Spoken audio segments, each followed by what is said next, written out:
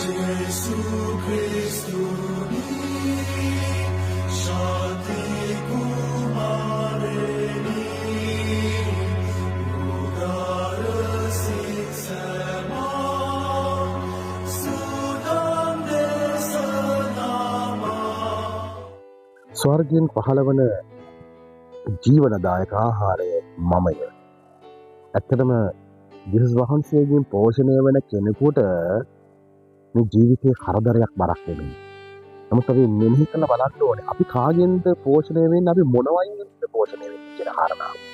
අපි අර කියන්නේ අපිව පුද්ගලෝ ෆීඩ් කරනවායි කියලා.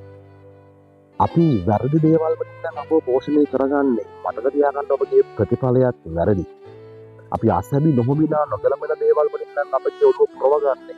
අපේ කටින් එන වචනත් අපහැදිලි අපවිත්‍රයි. ඒ නිසා ඔබට ආරාධනා කරනවා මේ ජීවනදායක භෝජනය උන්වහන්සේගෙන් පෝෂණය වෙන කෙනෙකුට මතක තියාගන්න ඒ පුද්ගලයාගෙන් එළියට එන දේ නිතරම සිද්ධවන්තයි. ජේසුස්ගෙන් පෝෂණය වෙන්න ඔබ එළියට එන්නේ ජේසුස්ගේම වචන තමයි. ඔබට ජේසුස්